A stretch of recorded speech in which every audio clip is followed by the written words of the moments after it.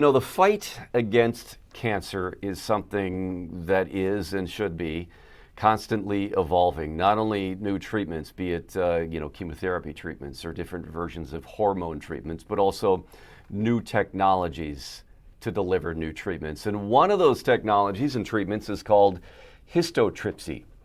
It uses ultrasonic sound waves to destroy tumors, currently being employed to destroy liver tumors. Joining us now is Dr. Ashwin. Is it Kamath or Kamath? I guess I should have asked you that before. Yeah, you got it right the first time. It's Comet. Okay, from Allina Health Cancer Center. Doctor, thank you for joining us to talk more about this. Thank you for having me. I understand the Allina Cancer Institute is the first in the Twin Cities to offer this technology. I was looking at some information. There's other places around the country that have had this. How recently have you employed it? How new is this technology? Yeah, so the technology has been around for a little over a year. We at Allina Health have had this since last September, and currently we are the the only system with a health system within the Twin Cities area to offer this technology to our cancer patients. And explain again, I gave kind of a brief scenario here of using ultrasound waves. And I watched some of the videos that kind of illustrated through animations about how this works to get this ultrasound into the tumor and creating bubbles. Talk more about the methodology or the mechanism that sound waves can destroy tumors. Yeah, this is a fascinating new technology. So what we do is we map the tumor within the patient's liver and then feed these coordinates into the histosonics or the histotripsy system, which is called the Edison system. What that then does is it sends precise, highly focused ultrasonic waves into the tumor through the skin. Since there's no incision, there's no cut, this is much faster modality of treatment. And what happens in this time is that it creates bubble clouds, which then collapse. And this happens very quickly in the matter of a fraction of a second, many times over. So that destroys and liquefies the cancer cells. But what it does is that it spares critical and crucial structures within the liver, such as the blood vessels, bile ducts, and it preserves a lot of the liver because you know what? There is no substitute for the liver. Mm-hmm. So it helps us preserve as much liver as possible while safely and effectively destroying cancer within the liver.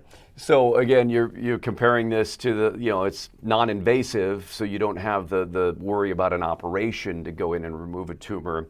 The other treatment that we know of that's non-invasive is radiation. So how does ultrasound compare to radiation in terms of treating and targeting tumors like this?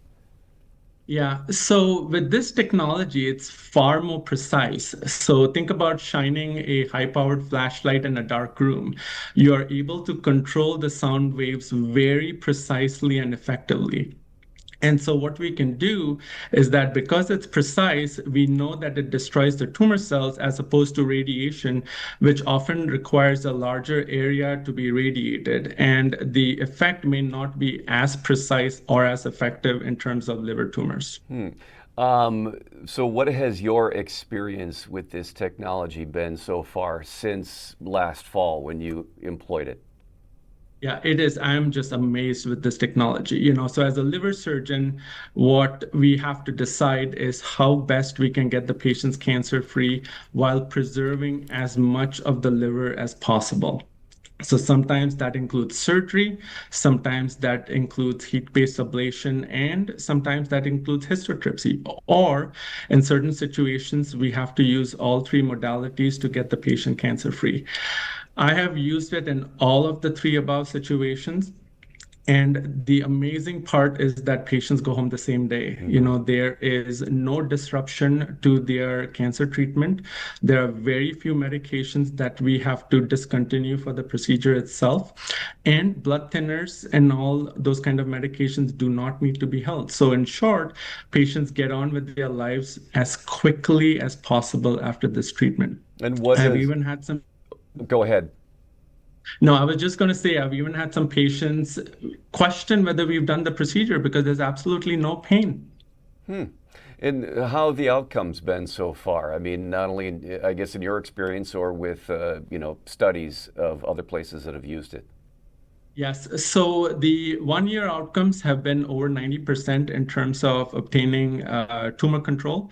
In my very own experience, we've had a few months of follow-up thus far, and we are seeing exactly what the treatment is supposed to do. You see a big area of treatment, which then shrinks down over time, and the treatment zone gets smaller and smaller. So unlike ablation, where you have a defect which remains, with histotripsy, it shrinks down to the size of the tumor and smaller with subsequent scans, and it preserves most of the liver tissue around it.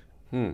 So right now, the FDA has approved it only for the treatment of liver cancer. Other cancers are being studied.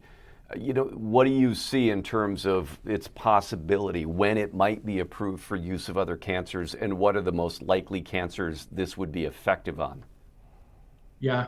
So, in my opinion, I would not be surprised if in the near future it's approved for a lot more other cancers. I know there are trials on the way for kidney cancer, and because it uses ultrasound, if and you can see it by ultrasound, you can treat it.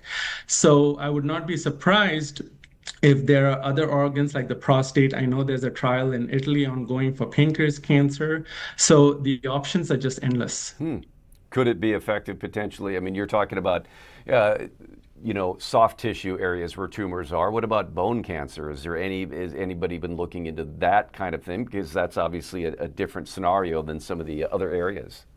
Yes, and per my conversations with the company representatives, they are looking at utilizing this technology in terms of neurosurgery. Now, that is out of the scope of my practice, but they seem confident that to some extent they should be able to treat it in those aspects as well. Yeah, very Now, interesting. whether you can treat it for bone cancers per se, I don't know, but something to consider. Okay, and I know you mentioned that this is a very brief procedure. I mean, I guess sort of like radiation could be a briefer procedure.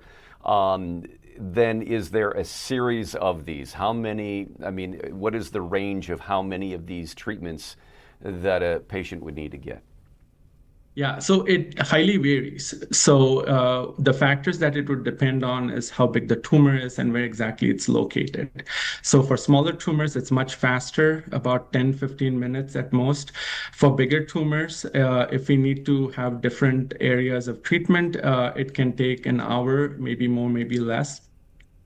And the number of procedures, currently we try to limit it to not more than three tumors at a time, just for safety reasons. But other than that, we could have the patients have 2 or 3 sessions to treat different tumors if that is what is necessary and do it safely. But do you need more than one treatment on one tumor? Is it a multiple step thing? Is it just one and done for the one tumor? That's exactly right. It is one and done for the one tumor. Again, it would depend if it's a much bigger tumor, then perhaps we need to come back and treat another area. But so far, in my experience, it has been a one and done scenario. Fascinating technology, and the promise that this could hold is it continues to be evaluated and used, but again, evaluated for other parts of the body. Thanks so much for sharing that. That is, I guess, exciting news as we continue to find new avenues to treat this horrible, horrible disease. Thank you. Yeah. Thank you for having me.